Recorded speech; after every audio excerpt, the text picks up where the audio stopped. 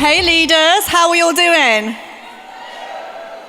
I am so excited to be here again. 6.5 years I've been in this business, and I'm probably even more excited now than the day that I joined, because last night I attended the business presentation with Jane and Adam, and I hardly slept a wink. I have so much fun in this business. And what I'm here to talk to you about is a word that probably doesn't make you think about fun. It's a word that maybe could make you a bit apprehensive. I mean, who gets excited about compliance, right? Well, there is a lady here today that does. So what is compliance? Compliance, for me, it's all about taking responsibility. As the leaders in this room, the whole of the Forever world is watching you. You are the guys that set the standard for this company. You are the guys that need to be doing things right whilst having the most amount of fun, so that we can continue to have fun and build this fantastic business for years to come. Aidan said to me backstage, and you need to look, we need people to look at compliance as they look at flying a kite. We need to hold on to it, but don't restrict it. Because if we use compliance to restrict us, we'll never soar. And we all want to soar like eagles, right? Great. So I'm going to introduce to you someone who has been by my side as my best friend for 27 years. But where we used to talk about makeup and boys and discos, and then we went on to talk about husbands and babies and houses. For the past 3.5 years, we've been talking about aloe vera, compliance, and company policy. Because we really embrace the company policy. And this lady, who is a soaring manager in my team, is probably one of the people that I would consider to be a compliance queen, if you like. Because she really knows how to strip compliance down and make it simple. And that's what she's here to teach you guys today. So get those pens out, get the pads out, because it's really important, because we want you to leave here today understanding compliance and knowing how you can integrate it into your business and continue to grow. We ready? Okay, I'm so proud and over the moon to introduce soaring manager, my best friend, Louise Barnacle.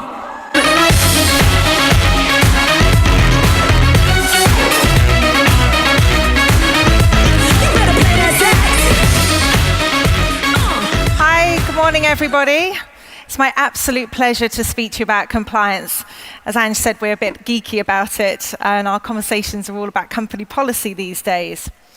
So, not all compliant behavior is written in company policy or in a governing website. So compliance actually sits in alignment with our ethics and our values. Now, we're all leaders in this room, and compliance being adhered to by ourselves and for our teams is our responsibility. Ange always describes Forever as a monkey see, monkey do business. So it's so important that we adhere to the policy and also just show our teams.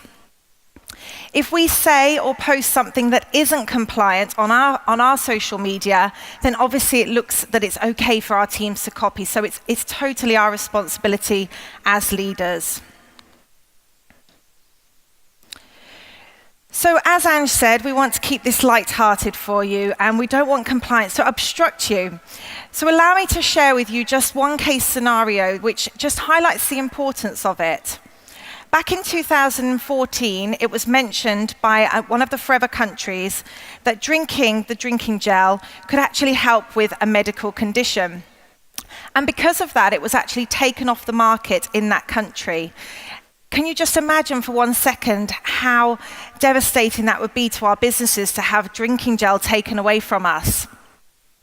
So as we said, well, I'm not here to scare you at all, but it's just to reiterate the importance of us showing our teams what to do. So we say in the UK, don't turn a blind eye. So don't look the other way when you may see a post. It's okay to just say to somebody, that's not the right thing to do. Let me show you how to work and how to reframe that post. So when somebody does post something that's maybe not right, we can see it maybe selling them some products, but the long-term effects of your business, if you do look the other way, can obviously be catastrophic. So what to avoid? A medical claim is any statement or image which suggests that a product can be used to treat, prevent, or reduce disease. A nutritional claim is a statement or image which suggests that a food has a particular benefit or nutritional benefits. We're a health and wellness company, not a sickness company. And I think that's the easiest way to think about when you're making a post, is just not to relate to anything sickness-wise. So similar to making medical claims, we also need to be very careful not to make income claims. We all know here that Forever is not a get-rich-quick scheme. We want people to join their business. We want them to build a great business on solid foundations. And it's hard work. It's like any other business. So we don't want to be making claims to people looking at the business that it's fast and it's quick money. We want them to know that it takes time and it takes commitment. Suggestions of high incomes when you're speaking to prospects will only then make them disappointed when they're not earning the money very quickly. So it's really important not to bend the rules on these. So Ange did a fantastic training slot. She actually spoke about this, fake it till you make it saying. And you can actually watch her training from last year's Global Rally on the Forever Vimeo channel. So I'm not going to completely go over it again, but I was just asked to touch on it today. What we imagine most of our managers are unaware of is actually still this saying of fake it till you make it is still being taken very literal by people on social media. People may be sharing fake lifestyle posts, photographs with cars that they don't necessarily own yet. So we just need to be careful of that too. So what can we encourage our teams to follow? It all goes back to what I said at the beginning. So we need to behave like leaders and adhere to all of the guidelines so that our teams can copy us. There are a few other things that we can do as well. So I'm just going to give you some examples. It's really important to look at your own country. These are UK-led examples for you. So if you have a Facebook team page, have a welcome part at the beginning, something in the description of the team page, which just helps people adhere to some compliance rules. I'll read ours out, but like I said, please do check with your country as to what is best for you to put. On my page, it says, welcome to the team. Please note that you cannot ask on this page any medical-related questions. If any are posted, these will be deleted due to us following strict compliance guidelines. Now, just remember what Ange said, we don't want to scare people, but we do need to have a method of stopping these posts from filtering through our pages. If you have any medical-related questions, please telephone your doctor. If your clients have any medical issues, please also refer them to their doctor. It's not our job to give medical advice. And we also strongly advise that you attend company trainings to improve your knowledge. So you may have fit or clean 9 groups. Does everybody in the room have a similar group for their customers and their teams? Okay, so again, as leaders, we need to keep control of what's posted in these type of groups. So here's a statement that I use in the UK, but the countries do differ. It says in my group, FBOs are not allowed to post any weight loss or inch loss within these secret private groups. Clients are allowed to post their weight loss and inch loss, but they must not tag or thank the FBO in the post. We're not allowed to profit from somebody recommending a product and giving a medical claim. FBOs and clients are permitted to post before and after pictures on their walls and in their secret groups, Again, no medical claims can be made by the FBOs. So again, like I keep saying, please do check that with your country. Vocabulary. Again, this is for the UK, so please take a photo, but do double check with your country. As leaders, we need to be using the correct vocabulary. Now, we've said it's very light-hearted. We don't need to worry about what we're saying if we just have a simple list to follow. So I don't get all worried when I make a post. I just use certain words. We can easily avoid medical claims just by using a different sentence. Now I'm going to hand you back to Ange to finish.